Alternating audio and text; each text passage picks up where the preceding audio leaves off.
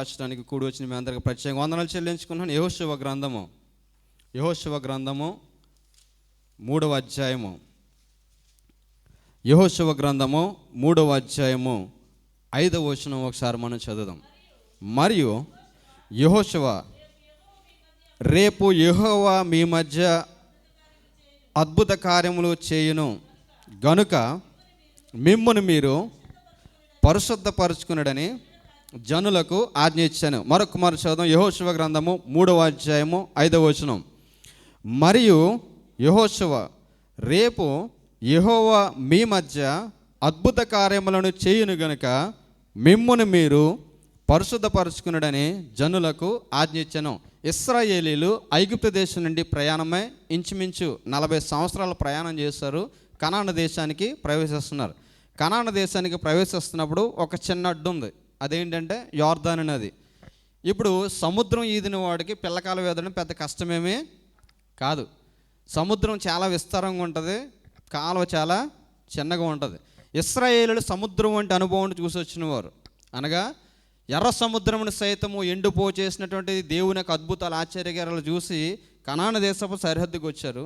కనాను దేశపు సరిహద్దుకు వచ్చినప్పుడు ఈ కనాను దేశానికి వెళ్ళాలంటే ఈ కనాను దేశానికి వారు వెళ్ళడానికి మధ్యలో ఏం అడ్డుగా ఉందంటే యోర్దాను నది అడ్డుగా ఉంది. దేవుడు ముందుగానే చెప్పాడు. మనం జనవరి మాసంలో ఈ యొక్క ఇయర్లో starting message 31st night message వాగ్దానంతో కూడిన మెసేజ్ మాట్లాడాడనమాట. ఆ యొక్క ఎర్ర సముద్రం ఉన్నప్పుడు ప్రజలందరూ కూడా భయపడుతున్నారు. ఈవెన్ మోషే కూడా భయపడుతున్నాడు. ఈ ప్రజలందరూ నేను ఏం చేయాలి? ఎర్ర సముద్రం అడ్డుగా ఉంది, వెనకాలేమో ఫరో సైన్యం తరుముకుంటూ వస్తుంది, ముందేమో సముద్రం ఉంది, ఏం చేయాలంటే గాడ్ చెప్పారు ఏమనంటే, సాగిపోవుడి మీరేలా నిలిచి చూస్తున్నారు, యెహోవా మీ మధ్య ఉన్నాడు కనుక మీ మధ్య దేవుడు అద్భుత కార్యములు చేస్తాడు అని చెప్పేసి దేవుడు మోషేకి చెప్పడాన్ని మనం చూస్తాం. మోషేకి చెప్పినట్లుగా దేవుడు ఆ రాత్రి గల సమయంలో మరి భయంకరమైనటువంటి గాలిని మరి అక్కడ పంపించి ఆ యొక్క సముద్రం 2 పాయలుగా చేయడాన్ని మనం చూస్తాం. అంటే ఈవెన్ ఎర్ర సముద్రాన్ని సైతం 2 పాయలుగా చేసి ఆ ఎర్ర సముద్రంలో నుండి రహదారిని కలగజేసి ఈ ప్రజలందరినీ కూడా దేవుడు కనాను దేశపు మరి సరిహద్దుల వరకు నడిపించిన అనుభవాన్ని మనం చూడగలుగుతాం. ఇప్పుడు మనం చూస్తే ఈ కనాను దేశపు సరిహద్దుకి వెళ్ళిన తర్వాత దేవుడు బ్రతికొండగానే, అనగా మోషే బ్రతికొండగానే మోషేకు దేవుడు చెప్పినటువంటి మాట ఏంటంటే, మోషే ఈ ప్రజలైన వారిని నీవు ఐగుప్తు దేశం నుండి కనాను దేశం వరకు తీసుకెళ్తావు, కానీ కనాను దేశానికి మాత్రం నీవు వారిని తోడుగుని పోలేవు. ఎందుకంటే నీవు ప్రజల ఎదుట నన్ను సన్మానపరచలేకపోయావు, అనగా నన్ను నీవు మహిమపరచలేకపోయావు. ఒక్కనొక టైంలో వారికి ఆహారం కావాలన్నప్పుడు నేను ఆహారం రప్పించను, వారికి నీళ్లు కావాలన్నప్పుడు నువ్వు వెళ్ళి బండతో మాట్లాడమంటే నువ్వు బండతో కొట్టేవారు. అక్కడ సంభాషించినటువంటి ఆ యొక్క కాన్వర్సేషన్ బట్టి మరి నీవు వాగ్దాన దేశాన్ని స్వతంత్రించుకో అని చెప్పడాన్ని మనం చూస్తాం. ఇప్పుడు చాలా కష్టపడ్డాడు మోసే. ఇంచుమించు 3 మిలియన్ పీపుల్ నడిపించడానికి ఎంతో వ్యయ ప్రయాసలో అనుభవించాడు. చాలా ప్రయాసపడ్డాడు, ఎన్నో కష్టాలు అనుభవించాడు, ఎంతోమంది చేత ఎన్నో మాటలు అనుభవించాడు. కానీ గాడ్ అన్నాడు చివరికి వచ్చేసరికి నీవు కనాను దేశానికి చేరవు, ఆ వాగ్దాన భూమిని నువ్వు చేరుకోలేవు.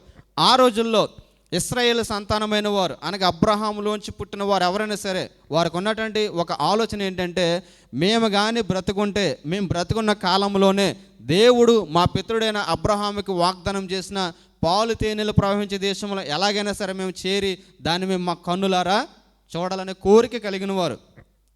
యాజ్ యూజువల్గా అందరికున్న కోరిక మోషే కూడా ఉంది. ఎందుకంటే నేను కూడా వెళ్ళి ఆ కనాను దేశాన్ని చూసి నా కన్నులారా చూడాలని.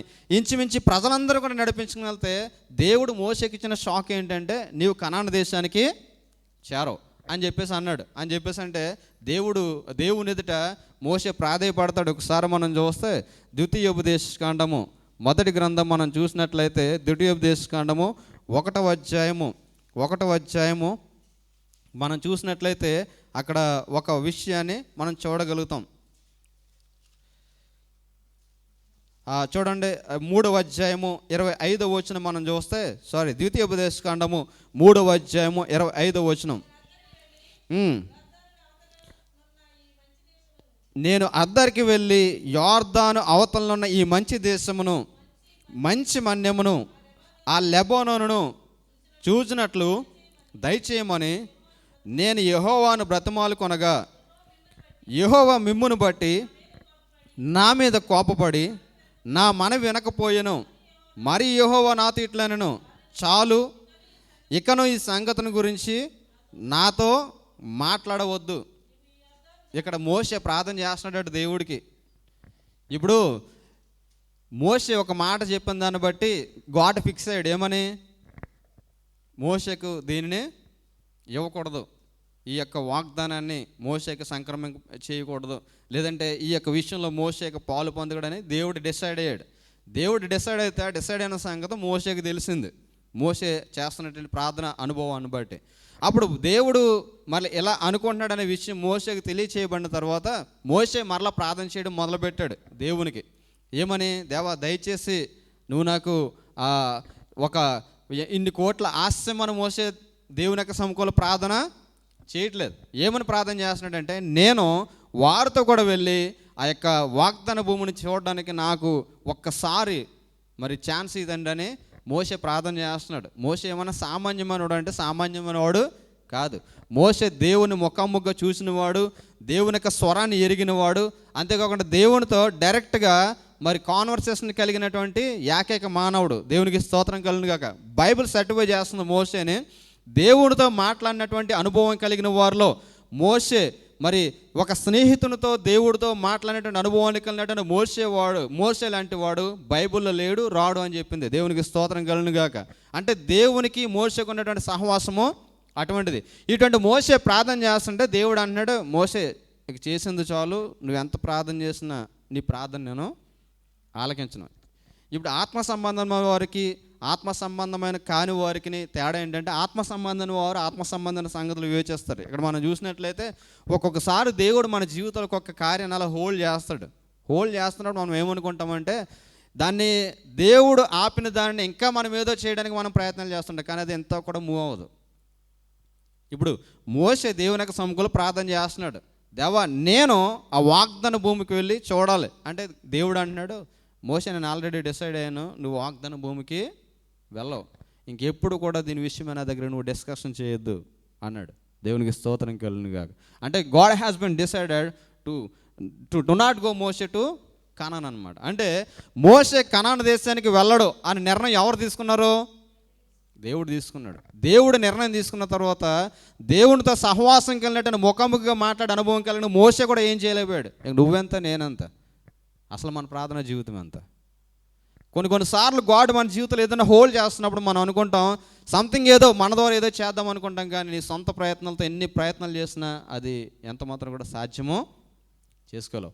కాబట్టి దేవుడు అన్నాడు, ఇదిగో నీ పర్మిషన్ ఏంటంటే నువ్వు ఆ సరిహద్దు వరకు తీసుకెళ్తావు, ఆ సరిహద్దులో నుంచి బాధ్యత అంతా కూడా ఎవరు తీసుకుంటారంటే నీ సేవకుడు యెహోషువ తీసుకుంటాడని చెప్పేసి దేవుడు మోషేకి చెప్పిన తర్వాత నీ బాధ్యతలన్నీ కూడా యెహోషువకు అప్పగించంటే అప్పుడు యెహోషువకు బాధ్యతలు అప్పగిస్తాడు. యెహోషువ ఈ యొక్క ప్రజలందరినీ కూడా తీసుకుని వెళ్తున్నప్పుడు ఇక కానాను దేశపు సరిహద్దులకు వెళ్తారు. కానాను దేశపు సరిహద్దులకు వెళ్ళిన తర్వాత ఎర్ర సముద్రం వంటి అనుభవాన్ని దాటి వచ్చినటువంటి ఈ ప్రజలకు యోర్దాను అడ్డొస్తుంది. ఇక్కడ ఉన్నటువంటి జనరేషన్ అంతా కూడా న్యూ జనరేషన్, అనగా ఐగుప్తు దేశం నుంచి బయలుదేరిన తల్లిదండ్రులైనటువంటి వారు పిల్లలన్నమాట. ఇప్పుడు నాకు 40 years, నా 40 years అంటే ఇప్పుడు ఐగుప్తు దేశం ఈ రోజు నేను బయలుదేరితే నాకు ఎప్పటికి వచ్చినప్పుడు కనాను దేశానికి బయలుదేరాను 8 years. అంటే వారు ఎన్ని సంవత్సరాలు ప్రయాణం చేశారు? 40 సంవత్సరాల ప్రయాణం చేశారు. ఈ 40 సంవత్సరాల ప్రయాణం చేస్తున్నప్పుడు ఇక్కడ 40 సంవత్సరాల ప్రయాణం మొదలు పెడితే కనాను దేశానికి ఎన్నో సంవత్సరాలు బయలుదేరారు? 80. ఆల్మోస్ట్ వారు వాక్ చేసింది 42 years, 42 + 45 అంటే 42 నుంచి 45 సంవత్సరాల వారికి సమయం పట్టింది కనాను దేశానికి చేరుకోవడానికి. ఎక్కడి నుంచి అంటే ఐగుప్తు దేశం నుండి. ఇప్పుడు ఈ యొక్క ఎర్ర సముద్రం దగ్గర దేవుడు చేసిన అద్భుతాలు చూసిన వారు, దేవుడి ద్వారా మన్నా తిన్నవారు, దేవుని ద్వారా వండుకున్నటువంటి భోజనాన్ని భుజించిన వారందరూ కూడా దేవుని విశ్వాసం ఉంచలేకపోయారు. కాబట్టి గాడ్ ఏమన్నాడంటే, ఇక నుంచి బయలుదేరిన తరాల్లో ఎవరిని కూడా నేను వంచను, అందరిని కూడా సమూలంగా నాశనం చేస్తానని చెప్పి ఏం చేశాడంటే, మీ అందరికి కనిపిస్తుంది కదా పిక్చరు, ఇలా వెళ్ళిపోతే ఈజిప్ట్, ఇక్కడ బయలుదేరారు, ఈజిప్ట్ నుంచి బయలుదేరి కనాను దేశానికి వెళ్ళాలంటే ఎలా స్ట్రైట్ వెళ్ళిపోతే కొన్ని దినాలు మాత్రమే ప్రయాణం. సో వీళ్ళకి అవిశ్వాసాన్ని బట్టి దేవుడు ఏం చేశాడంటే, వీళ్ళకి ఎలా కాదని చెప్పి నా యొక్క కార్యాలన్నీ కూడా పొందుకొని నా ద్వారా అద్భుతాలు, నా ద్వారా ఆశ్చర్యకార్యాలు పొందుకునే వీరంతా కూడా గ్రాటిట్యూడ్ అనేది లేకుండా నా మీద తిరుగుబాటు చేశారు. కాబట్టి వీరిని భూమి మీద ఉంచకూడదు, వీళ్ళకి వాగ్దాన భూమిని ఇవ్వకూడదని చెప్పేసి ఏం చేశాడంటే వారందరిని ఇక్కడి నుంచి ఇలా రౌండ్లు వేయించాడు అనమాట. ఇక్కడ వరకు తీసుకెళ్ళడం, మళ్ళీ ఇలా రౌండ్ వేయడం, తీసుకెళ్ళడం, రౌండ్ వేయడం. నేను అదే చెప్తున్నాను, గాడ్ ఒకటి నీ జీవితంలో నిర్ణయించాడంటే ఇది చేయకూడదని నీ తలక్రిందలుగా నువ్వు తపస్సు చేసినా నువ్వు ఒక్కటి కూడా కదిలించలేవు. దేవునికి స్తోత్రం కలుగునుగా. ఒకవేళ గాడ్ కానీ నీ జీవితంలో అద్భుతం చేయాలనుకున్నాడంటే నీ అద్భుతానికి ఎర్ర సముద్రం అడ్డు వచ్చినా దాన్ని ఏం చేస్తాడు తెలుసా? వెంటనే పాయలుగా చేసేస్తాడు. ఇప్పుడు ఎంత తిరగజేసిన తర్వాత ఇప్పుడు ఈ జనరేషన్ నాతో పాటు బయలుదేరిన జాన్ లాంటి జనరేషన్ నా కుమారుడు కనుక ఇప్పుడు వీళ్ళకి ఎన్ని సంవత్సరాలు వస్తాయి? ఇప్పుడు కన్నడ దేశానికి వెళ్ళేసరికి ఆల్మోస్ట్ 40 years వస్తాయి. ఇప్పుడు ఇక్కడి నుంచి బయలుదేరి ఈ 40+ ఉన్నవాళ్ళు అనగా దేవుని యొక్క కార్యాలు చూసిన వారందరూ, దేవుని యొక్క అద్భుతాలు చూసిన వారందరూ ఎవరైతే విశ్వాసం ఉంచలేదో వారందరూ చనిపోయే వారికి అరణ్యంలో తిప్పించాడు. ఇప్పుడు కొత్త జనరేషన్ ఇప్పుడు ఎక్కడికి వెళ్తున్నారు? కనాన దేశానికి వెళ్తున్నారు. ఈ కనాన దేశానికి వెళ్తున్నప్పుడు ఎర్ర సముద్రాన్ని చూసిన వారందరూ కూడా చాలామంది అరణ్యంలో చనిపోయారు. కానీ ఈ యొక్క యోర్దాను నదిని చూసిన వారికి క్రొత్త కనుక వాళ్ళకి ఒక ఎక్స్పీరియన్స్, న్యూ ఎక్స్పీరియన్స్, దీన్ని మనం ఎలా దాటాలి అనే ఒక ఎక్స్పీరియన్స్ వాళ్ళకి ఉంటుంది. దీన్ని మనం ఎలా ఫేస్ చేయాలి ఈ ప్రాబ్లంని అని చెప్పేసి ఇప్పుడు సడన్గా ఇప్పుడు నా ఫ్యామిలీ రెస్పాన్సిబిలిటీస్ అని నేను చూసుకుంటున్నాను. సడన్గా తీసుకొచ్చి అక్క ఫీజు నువ్వే పే చేయాలి, నీ ఫీజు నువ్వే పే చేయాలి, మీ హాస్పిటల్ ఫీజు నువ్వే పే చేసేయాలి అని చెప్పేసి జాన్కి నేను వదిలేసి వెళ్ళిపోయాను అనుకుంటే జాన్ ఏం చేస్తాడు? జాన్కి ఏమైనా తెలుసా దీన్ని అంతా ఎలా లీడ్ చేయాలి, ఎలాగా నేను తీసుకెళ్ళాలి అన్న ఆలోచన వరకు ఉంటుంది. ఇప్పుడు న్యూ జనరేషన్ కూడా అలా ఉంది. యోర్దాను నది దగ్గర వచ్చేసరికి ఇప్పుడు ఏం చేయాలని ఒక సందిగ్ధంలో ఉన్నారు. అప్పుడు దేవుడు యెహోషువతో ముందుగానే అన్నాడు, యెహోషువ ఈ ప్రజలందరూ కూడా చెప్పు, నేను ఒక అద్భుతాన్ని చేయబోతున్నాను, ఒక ఆశ్చర్యమైన కార్యాన్ని చేయబోతున్నాను. అద్భుతం జరగాలంటే, ఆశ్చర్యమైన కార్యం జరగాలంటే గాడ్ ఒక కండిషన్ పెట్టాడు. నీకు బైక్ కావాలంటే నువ్వు ఇన్ని మార్క్స్తో పాస్ అయితే నేను బైక్ కొంటాను. పద్మ అటువంటి ప్రామిస్ ఏం చేయలేదు కదా, అసలు బైక్ కొనుక్కో.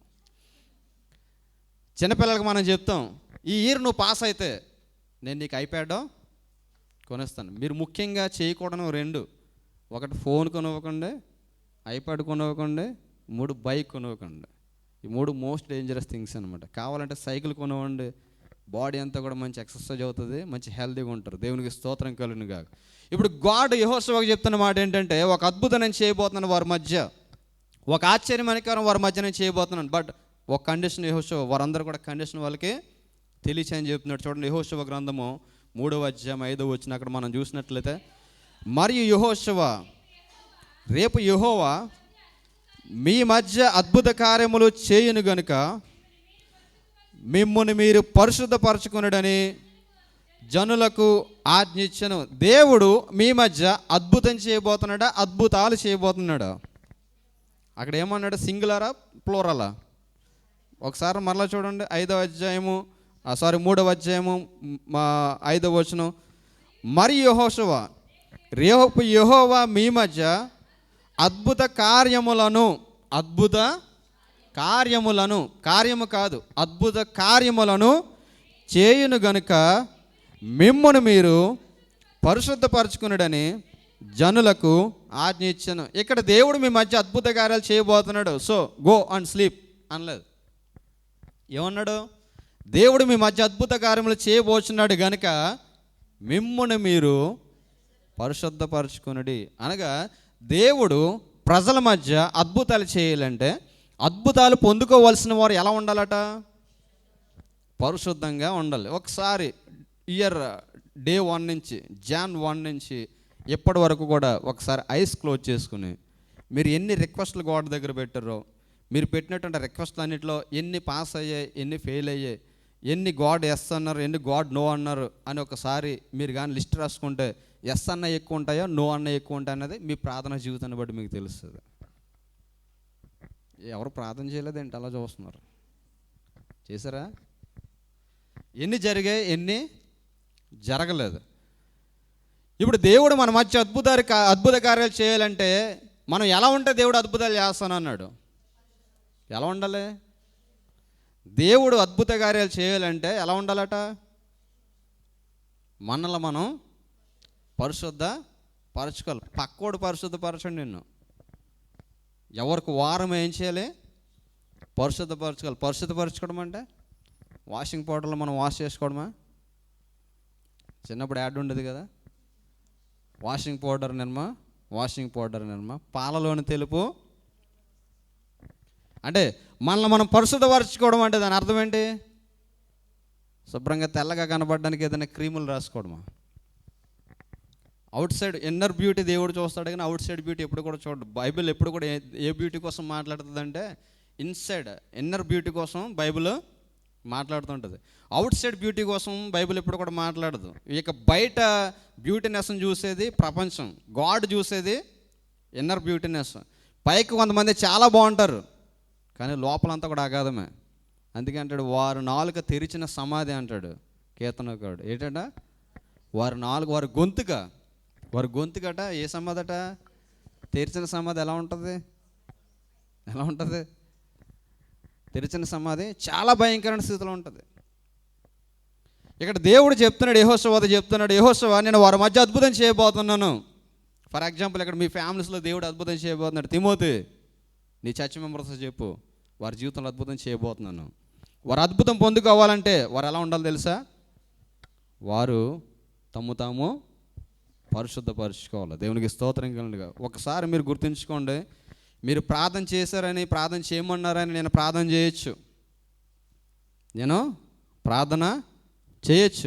నేను ఎంత ప్రార్థన చేసినా మీ లైఫ్లో దేవునికి మీకు ఉన్నటువంటి రిలేషన్ సరిగ్గా లేకపోతే you will not get any answer for your prayers అనమాట. మీ కొరకు ఎన్ని ప్రార్థనలు గొప్ప తెప్పలుగా చేయబడుతున్నా దేవుడు అసలు మీ వైపు కన్నెత్తి కూడా చూడడు. ఎందుకు తెలుసా? దేవునికి మీకు ఉన్నటువంటి రిలేషన్లో దెర్ ఈజ్ అ గ్యాప్. ఆ గ్యాప్ ఏంటి తెలుసా?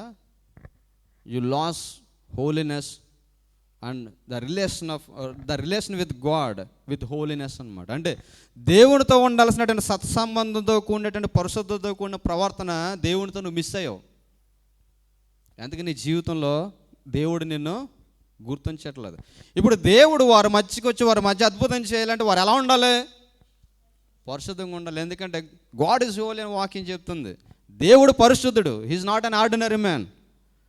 దేవుడు సామాన్యమైన దేవుడు కాదు.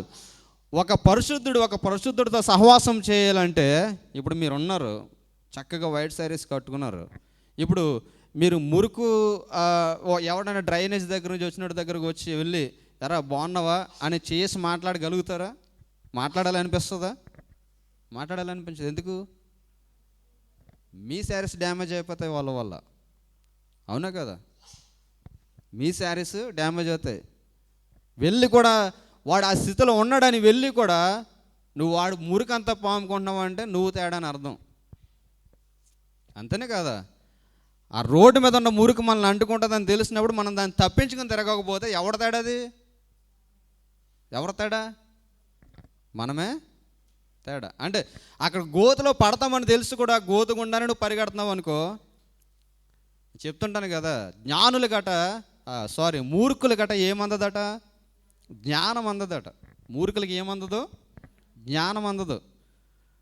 కొంతమంది ఉంటారు, వాళ్ళ ఇంక ఏం చెప్పినా వాళ్ళ సెన్స్లోనికి వెళ్ళదు. మూర్ఖత్వం అనమాట. అందుకే మీకు చెప్తుంటాను, మూర్ఖుడు డబల్ మూర్ఖుడు. ఎవరట? మూర్ఖుడు డబల్ మూర్ఖుడు. వీళ్ళిద్దరికి కాంపిటీషన్ జరుగుతుందట, మూర్ఖుడికి డబల్ మూర్ఖుడు. ఇందులో ఒక మూర్ఖుడు డబల్ మూర్ఖుడు ప్రశ్న వేస్తున్నాడట. ఏమని? ఒరే, నా సంచిలో డజన్ కోడిగుడ్లు ఉన్నాయి, ఎన్ని కోడిగుడ్లు ఉన్నాయి చెప్పరా అన్నాడట. ఎవరిని? డబల్ మూర్ఖుడిని. నా సంచిలో డజన్ కోడిగుడ్లు ఉన్నాయి, ఎన్ని కోడిగుడ్లు ఉన్నాయి చెప్పరా అంటే ఈ డబల్ మూర్ఖుడు అన్నాడట. నీ సంచిలో డజన్ కోడిగుడ్లు ఉన్నాయా, ఎన్ని కోడిగుడ్లు ఉన్నారా అన్నాడట. అంటే వాడికి ఏమందదు? జ్ఞానం అందదు. చాలామందికి జ్ఞానము అందదు. దేవుడు చెప్తున్నాడు, ఇదిగో మీ మధ్య అద్భుతాలు జరగాలంటే, మీ మధ్య ఆశ్చర్యకారాలు జరగాలంటే మోసే నేను ఫ్రీగా చేయని వాళ్ళకి నేను ఫ్రీగా చేస్తాను కావాల్సిందల్లా. కానీ ఎప్పుడు చేస్తాను తెలుసా ఫ్రీగా? వాళ్ళు ఎలా ఉండాలని చెప్తున్నాడు? తమ్మును తాము పరిశుద్ధపరచమని చెప్పి. ఎందుకంటే నేను చాలా పరిశుద్ధుడైన దేవుణ్ణి. ఎంత పరిశుద్ధుడు తెలుసా? చూడండి ఒకసారి మనం చూస్తే నిర్గమాకాండము 19వ అధ్యాయము. నిర్గమాకాండము 19వ అధ్యాయము 21వ వచనం ఒకసారి మనం చూద్దాం. ఉమ్, ఉమ్, ఉమ్, ఉమ్, ఉమ్. వారికి ఖండితంగా ఆజ్ఞాపించుము, మరియు యెహోవా వారి మీద పడుకున్నట్లు యెహోవా యొద్దకు చేరి యాజకులు తమ్ము తామే పరిశుద్ధపరచుకునవలెనని మోషేతో చెప్పగా, మోషే యెహోవాతో, ప్రజలు సీనాయి పర్వతం ఎక్కలేరు, నీవు పర్వతమునకు మేరలను ఏర్పరచి దానిని పరిశుద్ధపరచువలనని మాకు ఖండితముగా ఆజ్ఞాపించితివి అనెను. ఇక్కడ మనం చూసినట్లయితే దేవుడు ప్రజలతో మాట్లాడడానికి దిగొస్తాను అంటున్నాడు. దేవుడు ప్రజలతో మాట్లాడడానికి దిగొస్తాను అంటున్నాడు. దిగొస్తాను అన్నప్పుడు ఆ సీనాయి పర్వతం మీద నేను వస్తాను, ఉరుము ధ్వని ఆ మాట చేత నేను మాట్లాడతాను ప్రజలతో అని చెప్పినప్పుడు అక్కడ మోషే రెడీగా ఉన్నాడు. మోషే రెడీగా ఉన్నాడు. కానీ చాలామంది ప్రజలు ఏమంటారంటే, మేము ఆ కొండ మీదకి మేము రాలేం, దేవుని యొక్క స్వరం ఏమంటే ఆ స్వరం విని మేము చచ్చిపోతాం అంటారు. ఎందుకు తెలుసా? ఇటు మోషే రెడీగా ఉన్నాడు. వాక్యం చెప్తుంది, యాకోబు రాసిన పత్రికలో యాకోబు ఏం చెప్తాడు? ఏలియా మన వంటి స్వభావము కలిగిన వాడే. అతడు ఆసక్తితో ప్రార్థన చేస్తున్నట్ట 3.5 సంవత్సరాలు భూమి మీదకి వర్షం రాలేదు. మరలా అతడు ఆసక్తితో ప్రార్థన చేస్తా 3.5 సంవత్సరాలు దాటిన తర్వాత మరి అపరిమితమైనటువంటి వర్షము ఆకాశం నుండి కురిసినట్లుగా మనం చూస్తాం. ఇప్పుడు మనం చూస్తే మన వంటి స్వభావం కలిగిన వాడే అంటే మనకున్న కాళ్ళు చేతులే, మనకున్న హార్టే, మనకున్న బాడీ సిస్టమే, మనకున్న హార్మోన్ సిస్టమ్ అనట. ఏలియా పైనుంచి ఏమీ దిగి రాలేదట. అంటే ప్రాబ్లం ఎవరిలో ఉంది? ఇప్పుడు దేవుడు అందరికీ సమానంగానే బ్రెయిన్ వేస్తాడు, కానీ యూజ్ చేసి దాన్ని బట్టి ఉంటుంది. కొంతమంది ఎక్కువ దేని మీద మనసు పెడతారు, అలా వెళ్ళిపోతుంటారు. కొంతమంది వేరే రీతిగా ఉంటూ ఉంటారు. జాన్ నేను డిస్కస్ చేసుకున్నప్పుడు జాన్ ఎక్కువ నాకు ఐన్స్టీన్ కోసం చెప్తుంటాడు. డాడీ ఐన్స్టీన్ బ్రెయిన్ ఎందుకంత అలా ఉందంటే తెలుసా అని చెప్పేసి ఎక్కువగా ఐన్స్టీన్ కోసం మాట్లాడుతుంటాడు. ఐన్స్టీన్ బ్రెయిన్లో ఏ ఉండవలసిన సైజు కంటే ఆ బ్రెయిన్ కొంచెం పెద్ద సైజులో ఉంటాడు. అందుకే ఆ బ్రెయిన్ ఎవరు కూడా బీట్ చేయలేకపోయాడు అని చెప్తుంటాడు. అంటే ఐన్స్టీన్ దాన్ని యూజ్ చేశాడు కనుక, బ్రెయిన్ని సరైన విధానంలో యూజ్ చేశాడు కనుక ఐన్స్టీన్ గొప్పవాడయ్యాడు. మనకందరూ కూడా తెలుసు, ఇంజనీర్స్ కూడా తెలుస్తూ ఉంటుంది ఆ ఫార్ములా, ఐన్స్టీన్ యొక్క ఫార్ములా. ఈరోజు న్యూక్లియర్ బాంబు తయారు చేయడానికి ఆ ఫార్ములా ఎవరు కనుగొన్నాడు? ఐన్స్టీన్. E=mc² అని చెప్పేసి ఒక ఎనర్జీని, ఒక 100 కేజీల 200 కేజీల ఎనర్జీని ఈ బాటిల్లో పెడితే దాని యొక్క శక్తి ఎలా ఉంటుందో అన్న దాని మీద ఫార్ములా ఉంటుంది అనమాట. అంటే ఈ అణుబాంబు తయారు చేయడానికి అదే రీజన్ అనమాట. ఇప్పుడు ఒక 20 కేజీల బరువుని, ఈ బాటిల్ కెపాసిటీ ఏంటంటే 1 కేజీ, కానీ ఈ 1 కేజీ బాటిల్లో ఒక 20 కేజీలు పెడితే దీని ద్వారా జరిగే పరిణామాలు ఎలా ఉంటాయో ఆ యొక్క ఫార్ములాలో వివరించాడు అనమాట. అతను మంచి ఉద్దేశంతో చెప్తే దాన్ని కాలక్రమేణా ఏం చేశారంటే దాన్ని అనుభవం చేయడానికి యూజ్ చేశారు. అందుకే దాన్ని అతడు కూడా యాక్సెప్ట్ చేయలేదు. ఇతడు చాలా తెలివైనవాడు అనమాట. ఒకసారి ఇతడు ఫ్లైట్లో ప్రయాణం చేస్తున్నాడట. ఫ్లైట్లో ప్రయాణం చేస్తుంటే ఆ ఎదురుగుండా ఒక వ్యక్తి కూర్చున్నాడు. కూర్చున్నప్పుడు అతడు ఇండియన్ అనమాట. ఇద్దరి మధ్య కాన్వర్సేషన్ పెరిగినప్పుడు ఐన్స్టీన్ అన్నాడట, మనం వెళ్ళాల్సిన దూరం చాలా ఉంది కాబట్టి మనం కాంపిటీషన్ పెట్టుకుందాం అన్నాడు. ఎదురుగుండా కూర్చున్న ఆయన ఎక్కడ ఇండియన్ దేశస్తుడు అనమాట. మనం కాంపిటీషన్ పెట్టుకుందాం, చాలా దూరం ప్రయాణం ఉంది కాబట్టి నేను ప్రశ్న అడుగుతాను, నేను అడిగిన ప్రశ్న నువ్వు సమాధానం చెప్పకపోతే నువ్వు నాకు $5 ఇవ్వాలి. ఒకవేళ నువ్వు అడిగిన ప్రశ్నకు నేను సమాధానం చెప్పకపోతే నేనేన్ని డాలర్స్ ఇస్తాను తెలుసా? $100 ఇస్తాను అన్నాడట. ఎవరో? ఐన్స్టీన్. ఆ ఎదురుగుండా ఉన్న ఇండియన్ గైని అడిగాడు అనమాట, ఇక్కడ నుంచి మనం ప్రయాణం చేస్తున్న ఈ భూమి నుంచి చంద్రుడికి ఎంత దూరం ఉంటుందో చెప్పు అన్నాడట. ఇక్కడ నుంచి మనం ప్రయాణం చేస్తున్న భూమి నుంచి చంద్రుడికి ఎంత దూరం ఉంటుందో ఎగ్జాక్ట్ చెప్పగలవంటే నేను చెప్పలేనని చెప్పేసి ఓడిపోయాడు కాబట్టి $5 ఇచ్చాడట. $5 తీసుకున్నాడు. ఆ తర్వాత ఈ యొక్క ఇండియన్ గై ప్రశ్న వేసాడట ఐన్స్టీన్ని.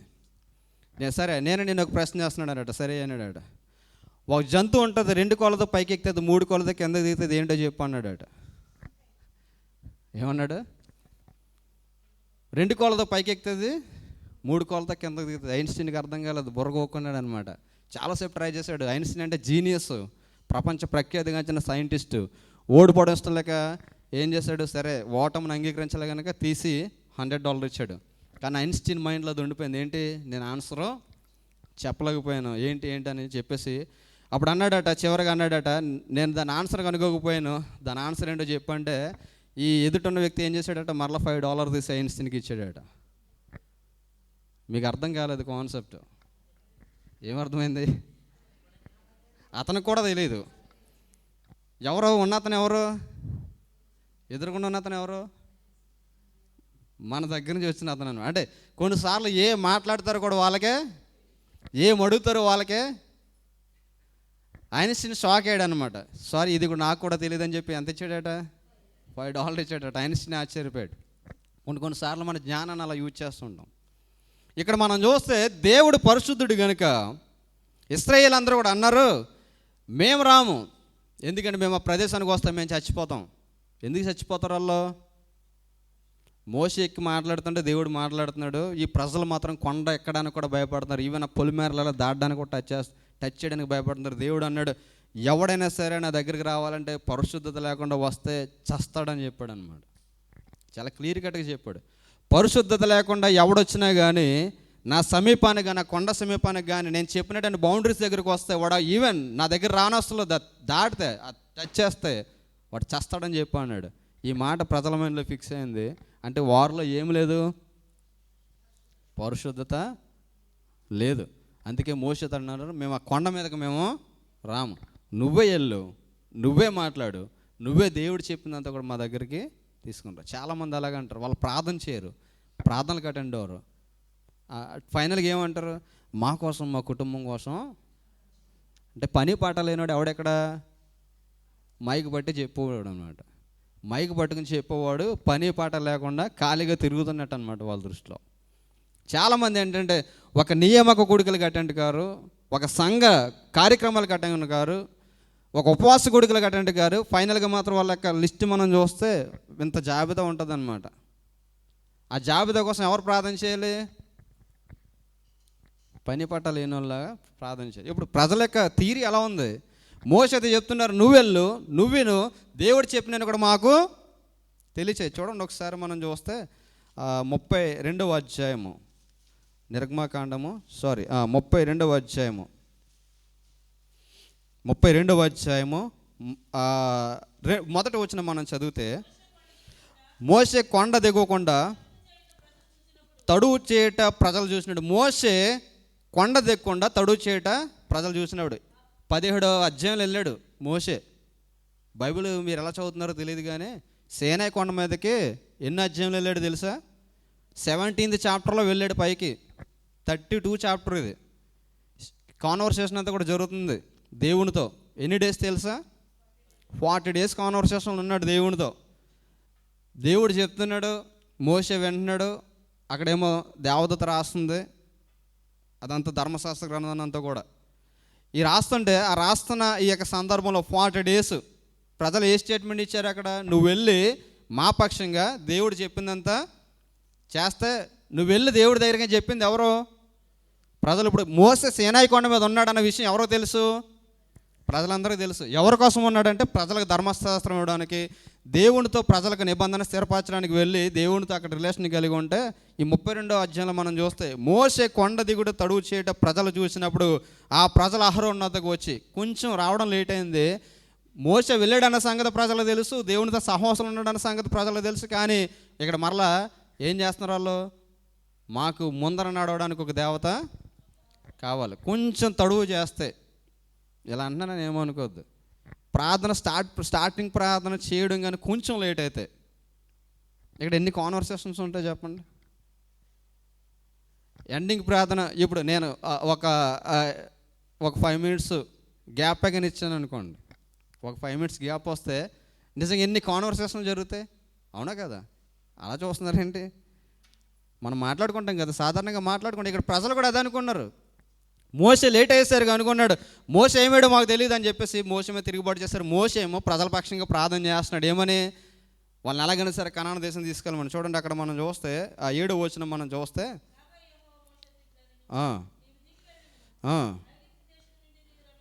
ఐగుప్తు దేశం నుండి నీవు రప్పించిన నీ ప్రజలు చెడిపోయారు. మోషే ఏమో ప్రజల కొరకు ఎక్కడ ప్రార్థన చేస్తున్నాడు, ఎక్కడ విజ్ఞాపన చేస్తున్నాడు? వెళ్ళి సీనాయి పర్వతం మీద ఎవరి కొరకు ప్రార్థన చేస్తున్నాడు? ప్రజల పక్షంగా విజ్ఞాపన చేస్తుంటే మోషే చూడకపోవచ్చు, కానీ ఈ ప్రజల యొక్క పరిస్థితి అంతా కూడా ఎవరు చూశారు? దేవుడు చూసి ప్రజలు ఏ పరిస్థితులు ఉన్నారట చూడండి. 6వ వచనం, మనం లాస్ట్ వచనం 6వ వచనం లాస్ట్ లైన్ మనం చదివితే, అప్పుడు జనులు తినుటకు, త్రాగుటకు, కూర్చునిటకు, ఆడుటకు, చూడండి 4 యాక్టివిటీస్: తినడం, తాగడం, కూర్చోవడం, ఆడటం. తినడం, తాగడం, కూర్చోవడం, ఆడడం. ఎవరు లేనందుకు? మోసే లేనందుకు. పాపం మోసే ఏం చేస్తున్నాడు? నా ప్రజలు చాలా మంచివాళ్ళు, నా ప్రజలు నన్ను నెలమన్నారు కదా, ఏం చేస్తున్నాడు? దేవుని దగ్గర ఈ ప్రజల కోసం తర్కిస్తుంటే ఈ ప్రజలు మాత్రం ఏం చేస్తున్నారట? తిని త్రాగి ఆడినోళ్ళు ఆడుతున్నాడు, పాడినోళ్ళు పాడుతున్నారు. అక్కడ మనం చూస్తే ఒక ఓడి ఉంటుంది. వారు చూడండి 25వ వచనం, 32వ అధ్యాయము 25వ వచనం. ప్రజలు వెచ్చలవిడిగా తిరుగుట మోసే చూశాను. ఎలా తిరుగుతున్నారట? వెచ్చలవిడి అంటే దాని అర్థం ఏంటి? ఒక భయం, భక్తి. ఎవరన్నా ఏదన్నా అనుకుంటారా, ఇలా చేస్తా, ఇలా చేయొచ్చా, ఇలా చేయకూడదా, ఇది మన కుటుంబ పరంగా మంచిదా చెడ్డదని ఇంకేం లేదు. దాన్ని ఏమంటారు? వెచ్చలవిడిదనం అంటే నచ్చింది చేయడం. ఆ డ్యాన్స్ వేస్తున్నప్పుడు వస్త్రాలు ఉన్నాయా లేవా, లేదంటే మందు తాగుతున్నప్పుడు ఒక లిమిట్ ఉందా లేదా, ఏదైనా ఒక పాపం చేస్తున్నప్పుడు ఈ పాపం ద్వారా ఈ పరిణామం వస్తుందా లేదని భయము, భక్తి ఏమీ. చూడండి, ఒక స్టేజ్ ఉంటుంది. నేను చాలాసార్లు చెప్తుంటాను, నువ్వు ఏ స్టేజ్ అయినా మిస్ అవ్వచ్చు, కానీ ఫైనల్గా ఒక స్టేజ్ ఉంటుంది. ఆ స్టేజ్కి వెళ్ళేసరికి ఒకడు గుర్తు రావాలి. ఎవరికైనా సరే, బాప్తిసం పొందిన వాడైనా, నేను యేసుక్రీస్తు మరి విశ్వాసం అని చెప్పుకునే ప్రతి వాడికి ఎవడు గుర్తు రావాలి? నువ్వెన్ని స్టేజ్లైనా దాటు, ఫైనల్ స్టేజ్కి వెళ్ళేసరికి ఒక స్టేజ్ గుర్తు రావాలి. అదేంటి? ఇది కానీ చేస్తే పైన ఉన్నవాడు నన్ను తప్పనిసరిగా. ఈ స్టేజ్ నువ్వు మిస్ అయ్యావంటే యువర్ సంథింగ్ గాట్ రాంగ్ అనమాట. ప్రజలట ఎలా తయారట? వెచ్చలవిడిగా తిరగడం ప్రారంభమయ్యాడు. భయము, భక్తి లేదు. మనకు తెలుసు, అందరికీ తెలిసిన సామెత. భయం, భక్తి ఉన్న కోడి ఎక్కడ ఉంటుందంట? గంప కిందకు వస్తుందట, యజమానుడి గంప కిందకి. భయం, భక్తి లేని కోడి ఎక్కడ గుడ్లాడుతుందట? బజారిగలు గుడ్లాడుతుందట. మరి సామెత ఎవరు కనిపెట్టారు, కానీ ఎవరు కోడి వెళ్ళిందో చాలాసార్లు మనం చూస్తుంటాం. నిజమే, పక్కింటోళ్ళు కోళ్ళు వచ్చి మన ఇంట్లో గుడ్డు పెడుతుంటే ఆ గుడ్డుని కూడా మనం ఆశించి ఇవ్వడానికి మనం చాలామంది ఇవ్వడానికి ఇష్టపడరు. పక్కింటోడు కోడి మనకెందుకు అని మనము అనుకోం. ఇక్కడ మనం చూస్తే ప్రజలు వెచ్చలవిడిగా తిరగడం ప్రారంభించారట. మోసేమో వారి కోసం ప్రార్థన చేస్తుంటే, నేను అందుకే చెప్తున్నాను, ఇప్పుడు మేము ప్రార్థన చేసినంత మాత్రాన మీ క్యారెక్టర్, నా క్యారెక్టర్ సరిగ్గా లేకపోతే ఆ ప్రార్థనలన్నీ జీరో అనమాట. అప్పుడు దేవుడు ఏమన్నాడు తెలుసా? ఇక్కడ ఎందుకు రాబో వాళ్ళ కోసం నువ్వు ప్రార్థన చేస్తావు, నువ్వు అర్జెంటుగా దిగి వెళ్ళిపో. అక్కడ చూడండి ఏమంటున్నాడు, 7వ వచనం. కాగా యెహోవా మోసేది ఇట్లా, నువ్వు దిగి వెళ్ళు, ఐగుప్తు దేశం నుండి నువ్వు రప్పించిన నీ ప్రజలు చెడిపోయారు. చెడిపోయిన వాళ్ళ కోసం ఎందుకు మోసే నువ్వు ఎంత తాపత్రయపడుతున్నావు? వాళ్ళు చెడిపోయారు ఆల్రెడీ. ఎంతగా చెడిపోయారు తెలుసా? వెచ్చలవిడిగా తిరగడం ప్రారంభించారు. భయము, భక్తి ఏమీ లేదు. తింటున్నారు, తాగుతున్నారు, ఇష్టానుసారమైన ప్రవర్తన కలిగి ఉన్నారు. సో వెళ్ళు, నువ్వు వాళ్ళ కోసం ఏమీ చేయకని చెప్తుంటే మోసే అక్కడ వెళ్తాడు. అందుకే దేవుడు మహాపరిశుద్ధుడు. అందుకని నేను వారితో సహవాసం చేయను, ఒకసారి నువ్వు పక్కకు తప్పుకో, వాళ్ళందరినీ 1 డేలో నేను ఫినిష్ చేస్తాను అన్నాడు. మోసే దేవుని పక్షంగా మరలా అక్కడ బ్రతిమలాడడం మనం చూస్తాం. ఇదంతా నేను ఎందుకు చెప్తుందంటే, గాడ్ ఇస్ హోలీ. దేవుడు పరిశుద్ధుడు. దేవుడు అద్భుతాలు చేయాలంటే పరిశుద్ధంగా ఉండాలి. దేవుడు అద్భుతాలు చేయాలంటే మనం దేవునికి ఇష్టానుసారమైన ప్రవర్తన మనం కలిగి ఉండాలి. దేవుడు మన జీవితంలో అద్భుతాలు చేయాలంటే దేవుడు మనల్ని ఎలా కోరుకుంటున్నాడో అలా ఉంటేనే దేవుడు మన జీవితంలో అద్భుతాలు చేస్తాడు. అందుకే యెహోషువతో దేవుడు చెప్తున్న మాట, ఇదిగో ప్రజలందరి పక్షంగానే అద్భుతం చేయబోతున్న వారు అద్భుత కార్యాలు పొందుకోవాలంటే వారు ఎలా ఉండాలి తెలుసా? పరిశుద్ధత కలిగి ఉండాలి. వారందరిని కూడా పరిశుద్ధపరచుకోమని అన్నాడు. అక్కడ మనం చూస్తే వారందరూ కూడా పరిశుద్ధపరచుకున్నారట. అందరూ కూడా పరిశుద్ధంగా ఉన్నారట. ఆ పరిశుద్ధపరచుకున్న తర్వాత వాళ్ళు ప్రయాణం చేస్తూ ఉండి, లేవీయులు, యాజకులైన వారు తాము పరిశుద్ధపరచుకుని దేవుని యొక్క మందసాన్ని పట్టుకొని యోర్దాన్ అనేది అంచున అలా అడుగు పెట్టగానే, ఎప్పుడు కూడా యోర్దాన్ అనేది గట్ల నుంచి ప్రవహించే యోర్దాన్ అనేది ఎలా ఆగిపోయిందట? ఒక గడ్డ వల్ల ఆగిపోయిందట. దేవునికి స్తోత్రం కలుగును గాక. ఎలా ఆగిపోయింది? ఒక మంచు గడ్డ వలె పారుతున్న నీళ్ళ ప్రవాహం అంతా కూడా ఎలా ఆగిపోయింది? ఆగిపోయింది. ఎందుకు ఆగిపోయిందంటే, ఎందుకు అద్భుతం జరిగిందంటే, దేవుడు ముందుగా యెహోషువతో చెప్పాడు, ప్రజలకు చెప్పు, వారు పరిశుద్ధంగా ఉంటే నేను పరిశుద్ధమైన కార్యాలు వారి మధ్య జరిగిస్తాను. మీరు తర్వాత ఫర్దర్ చాప్టర్స్లోకి వెళ్ళి మీరు చూడండి, వీళ్ళ ప్రయాణం ఎంత సక్సెస్ఫుల్గా సాగుతుంటుంది, ఎక్కడికి వెళ్ళినా జయమే కలుగుతుంటుంది. కానీ అందులో ఒకడు ఉన్నాడు, ఆకాన్ అనబడినవాడు. ఈ ఆకాన్ అనబడినవాడు ఏం చేస్తాడంటే, శపితమైన దాంట్లో కొంచెం తీసుకుని దాచిపెడతాడు. ఎక్కడ దాచిపెడతాడు? వాడు గుడారంలో దాచిపెడతాడు. కానీ ఎక్కడున్నాడంటే దేవుని సమాజంలో ఉన్నాడు. ఎక్కడ దాచిపెట్టాడు? గుడారంలో దాచిపెట్టాడు. చాలామంది ఇక్కడ మాత్రం చాలా బాగుంటాం, చేసేవని కూడా ఎక్కడ చేస్తాం? బయట. సేమ్ ఆకాన్ కూడా అంతే, సమాజంలో ఉంటున్నాడు, దేవుని సమాజంలో ఉంటున్నాడు. కానీ ఎక్కడో ఉన్నటువంటి ఆ యొక్క మంచి సినారు వస్త్రం ఒకటి, బంగారపు కమ్ము ఒకటి, అఫ్కోర్స్ 1 lakh వర్త్ ఏమో, లేదంటే 2 lakhs వర్త్. గాడ్ ముందుగానే చెప్పాడు ఇశ్రాయేల్ ప్రజలకు, మీరు కానీ పరిశుద్ధంగా లేకపోతే నేను మీ మధ్య ఉండను, అద్భుతాలు నేను చేయను అన్నాడు. సరే, వీళ్ళందరూ అనుకున్నారు యోర్దాను నిండిపోయింది, ఇంచుమించు ఆల్మోస్ట్ 20 మంది రాజులకు సైతం మనం జయించాం, ఎరుకో గోడలను ఏకంగా కూల్చివేస్తాం. ఎరుకో గోడలను ఎలా కూల్చేశారు? స్తుతులు చెల్లించడం ద్వారా ఎరుకో గోడలను కూల్చేశారు. మన స్తుతులు చెల్లిస్తే ఇంత జయం వస్తుంది, ఎందుకు మనకు జయం రాదని చెప్పేసి యుద్ధానికి వెళ్తే అక్కడ వెళ్ళిన చోటల్లో ఓడిపోతున్నారు. ఎవరి మీదకి వెళ్తుంటే వీళ్ళని జయం చేస్తున్నారు. అప్పుడు ఏంటి కారణమని యెహోషువ దేవుని యొక్క సముఖంలో కనిపెట్టుకుని ప్రార్థన చేసి ఏడుస్తుంటే, మరలా సేమ్ మోసేది చెప్పినాడు, నేను ఎందుకురా నువ్వు ఏడుస్తావు పిచ్చుల్లాగా, నువ్వెంత ఏడుస్తున్నావు? అక్కడ ఒకడు తప్పు చేశాడు, వాడు శపితమైన దాంట్లో తీసుకొచ్చి వాడు గుడారంలో దాచిపెట్టినాడు, ముందు దాన్ని తీసే నీ దగ్గర నుంచి అన్నాడు, అప్పుడే నేను వస్తాను. మీకు కూడా శపితమైన దాంట్లో తీసుకున్నాడు కాబట్టి దాన్ని క్లియర్ చేసుకుంటే నేను వస్తానంటే, అప్పుడు మోషే ఈ యొక్క యెహోషువ అందరిని కూడా పిలిచి, ఎవడు తప్పు చేశాడంటే ఒక వంశం పట్టబడుతుంది. ఆడెవడంటే ఆకాన్ అనబడినటువంటి ఆ కుటుంబం. అప్పుడు అంటాడు అనమాట, అది ఎక్కడ దాచావంటే, ఎక్కడ దాచాను అంటాడు, అది కూడ తెచ్చుకోడు, మరలా ఎక్కడ దాచిపెట్టాడు? అదిగో నా గుడారంలో దాన్ని దాచిపెట్టానంటారు, దాన్ని తవ్వి తీసుకుని రండి అంటే ఎక్కడ చెప్పాడు అక్కడ ఉంది. అప్పుడు దాన్ని తీసుకొచ్చిన తర్వాత ఆకాన్ని కాల్చివేసిన తర్వాత దేవుడు అన్నాడు, ఇప్పుడు నేను మీతో పాటు ప్రయాణం చేస్తాను అన్నాడు. ఎక్కడ దాచిపెట్టాడట అంటే, మనం అన్నీ దాచిపెట్టేసి ఇక్కడికి వచ్చి ఎలా ఉంటాం చెప్పండి? పరిశుద్ధతకు మారు పేరులో ఉండమా? మనల్ని చూసి ఎంత మంచోళ్ళు అనుకుంటారు, అవునా కదా? అంటే మీరు మంచోళ్ళని కాదు, మంచోళ్ళు కాకూడదని కాదు, అంటే మన ఇన్సైడ్ స్వభావం చెప్తున్నాను. ఇక్కడ మాత్రం చాలా డిలైట్ఫుల్గా ఉండొచ్చు మనం, బట్ నువ్వు ఎక్కడ దాచిపెట్టినా, నేను ఎక్కడ దాచిపెట్టినా, చూడండి దేవుడి దగ్గర నేను చాలాసార్లు చెప్తుంటాను, there is no variation in front of God. ఎవడైనా సరే దేవుడి దగ్గర తారతమ్యం లేనివాడు, దేవునికి స్తోత్రం కలను కాక. ఆఫ్టర్ ఆల్ ఈ ఆకాన్ అలా ఉంటే మోషేని సైతం విడిచిపెట్టలేదు దేవుడు. మోషే ప్రార్థన చేస్తే దేవుడు ఆలకించాడా? 40 సంవత్సరాలు కష్టపడి ఇశ్రాయేలు ప్రజల కోసం శ్రమ అనుభవించి, నానా శోధనలు అనుభవించి, నానా మాటలు అనుభవిస్తే మోషేని ఏమన్నాడు? నీవు కనాను దేశానికి చేరవన్నాడు. ఆకాన్ని ఎలాగైతే నిలబెట్టాడో మోషేని కూడా అలాగే నిలబెట్టాడు. దేవుడి దగ్గర వేరియేషన్ ఉంటుంది అనుకున్నారా? దేవుడి దగ్గర వేరియేషన్ ఏముండదు. దాచిపెట్టాడు శపితమైన దాన్ని, అందుకే అన్నాడు నేను మీతో ప్రయాణించాను. చూడండి, నేను చాలాసార్లు చెప్తున్నాను, మరలా చెప్తున్నాను, దాచిపెట్టుకున్నంతసేపు నువ్వే నష్టపోతావు, నీ కుటుంబం నష్టపోద్ది. Nothing will happen to God. నేను మరలా చెప్తున్నాను, దేవుడి దగ్గర నువ్వు అద్భుతం పొందుకోవాలంటే ఆ దాచిపెట్టిన దాన్ని విడిచిపెట్టే, నిన్ను నువ్వు పరిశుద్ధపరచుకో. నీ జీవితంలో అద్భుతం జరగట్లేదు, నీ పిల్లల యొక్క లైఫ్ బాగోలేదు, నీ ఫ్యామిలీ లైఫ్ బాగోలేదు, నీ హస్బెండ్ పరిస్థితి బాగోలేదు, లేదంటే నీ కుటుంబం ఫైనాన్షియల్ సిచ్యువేషన్ బాగోలేదు. ఒకవేళ ఏది బాగోకపోయినా దేవుని యొక్క సముఖంలో నువ్వేం చేయాలి? నిన్ను నువ్వు పరిశుద్ధపరచుకో. ప్రార్థన చేయడం కాదండి, దేవుడు పెదల్లో చేసిన ప్రార్థన ఆలకించడం. చూడండి, ఒకసారి మనం చూస్తే యెషయా గ్రంథము 6వ అధ్యాయం, ఇది చెప్పి నేను ముగిస్తాను, తర్వాత కార్యక్రమంకి వెళ్తాను. యెషయా గ్రంథము 6వ అధ్యాయము 5వ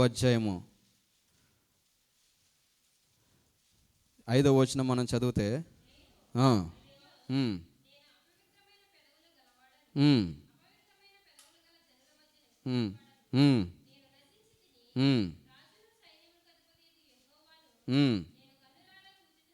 అనుకుంటుని అప్పుడు ఆ శరాపులలో ఒకడు తాను బలిపీఠం మీద నుండి కారుతో తీసిన నిప్పును చేత పట్టుకొని నా యొద్దకు ఎగురు వచ్చి నా నోటికి దాన్ని తగిలించి, ఇది నీ పెదవులకు తగిలిన గనుక నీ పాపమునకు ప్రాయశ్చిత్తమైన నీ దోషము తొలగిపోయాను అని. అప్పుడు నేను ఎవరు పంపేదను, మా నిమిత్తం ఎవడు పోవునను ప్రభువు సెలవీయగా వింటిని. అప్పుడు నేను చిత్తగించుము, నేనున్నాను, నన్ను పంపుము అనగా దేవుడు యెషయా ప్రార్థన ఎప్పుడు ఆలకించాడట?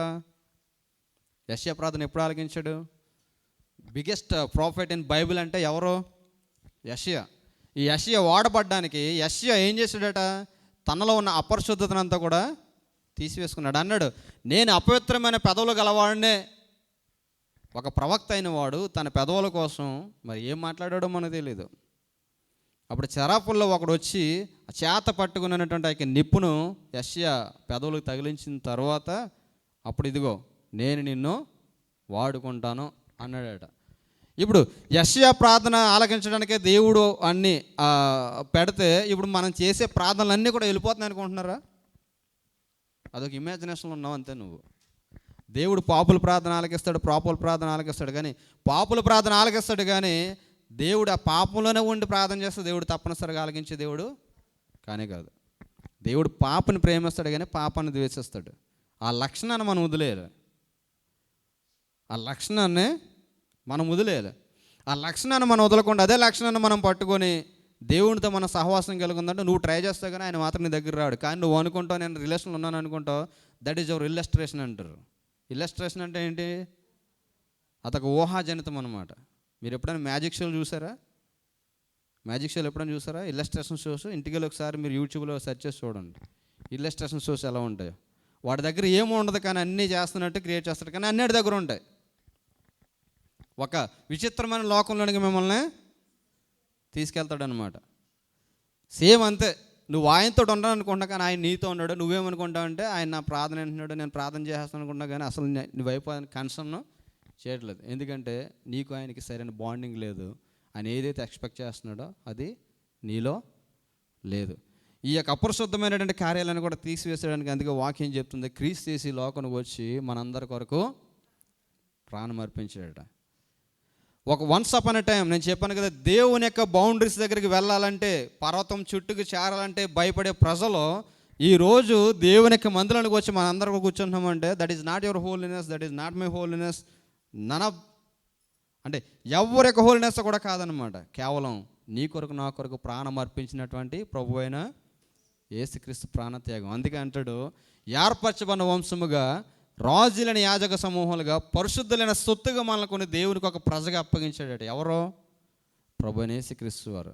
ఆ రోజుల్లో పరిశుద్ధుడిగా ఉంటేనే తప్ప దేవుని యొక్క సమకూలానికి చేరలేని వాడు, దేవుని యొక్క గడప తొక్కలేని వాడు ఈ రోజున ఎంత పాపులమైనా సరే ఇంత కృపాసనం చెంతకి ఇంత ధైర్యంతో మనం చేరగలుగుతున్నామంటే అది ఎవరిచ్చిన ఆధిక్యత? యేసుక్రీస్తు మనందరి కొరకు చేసినటువంటి ప్రాణత్యాగం. చెప్పాను కదా, మనందరి పాపాలన్నీ కూడా ఎవరి మీద వేసుకున్నారట? ఆయన మీద వేసుకున్నాడు. ఇప్పుడు ఎవరి పాపం కొరకు వాడే చావాలి, ఎవడు చేసిన శిక్షను వాడే పొందుకోవాలి. కానీ ఈయన వచ్చి ఏమన్నాడు తెలుసా? వాళ్ళందరికీ శిక్ష నేను పే చేస్తాను. ఇప్పుడు నేను మిమ్మల్ని అందరినీ హోటల్కి తీసుకెళ్ళాను, నడని భోజనం చేద్దాం అన్నాను. ఇష్టానుసారంగా ఎవరి ఇష్టానుసారంగా వారు తినేసాం. అప్పుడు ఫైనల్గా నేను అంటాను హోటల్ మేనేజర్కి వెళ్ళి ఎవరి దగ్గర బిల్ తీసుకోవచ్చు, నేనే పే చేస్తానని అనుకోండి. మీరంతా కూడా ఏమైనట్టు? రిడెంప్షన్ అంటారు కదా, దాని నుంచి మీరు విమోచన కలిగినట్లు. అమ్మయ్యా మన బిల్లు మనం పే చేయని అవసరం లేదు. సో వీఆర్ సిన్నర్స్ అనమాట. మనం పాపం చేసిన వారు, మనం దోషం చేసిన వారు, మన పాపల కొరకు మనం చావాల్సి ఉంటే ఈయన ఏమన్నాడు తెలుసా? వాళ్ళ కోసం నేను వెళ్తాను, నా ప్రాణం అర్పిస్తానని చెప్పి మనందరి పాపాల కొరకు ఆయన ఏం చేశాడట? ఆయన ప్రాయశ్చిత్తం చేయబడి మనల్ని పరిశుద్ధులుగా చేసి మనల్ని పరిశుద్ధులుగా ఉంచడానికి ఎప్పుడు కూడా మనం చేసిన పాపాలు బట్టి తండ్రి మన మీదకి శిక్ష తీసుకొస్తుంటే పరలోకంలో ఏం చేస్తున్నాడట? మన కొరకు విజ్ఞాపన చేస్తున్నాడు. ఇదిగో పలానా అమ్మాయి ఇలా చేస్తుంది, ఫినిష్ చేసేద్దాం అని గాడ్ అనుకుంటే ఇల్లు అంటున్నాడట, నేను మారుస్తాను అని చెప్పేసి ఏం చేస్తున్నాడు? విజ్ఞాపన చేస్తున్నాడు. మన పక్షంగా తండ్రిని ఒప్పింపజేస్తున్నాడు. అందుకే ఈరోజు మనం సమయోచితమైన కృపచెంతకు మనం చేరాం. ఆయన రక్తం ద్వారా మనం విమోచించబడ్డాం.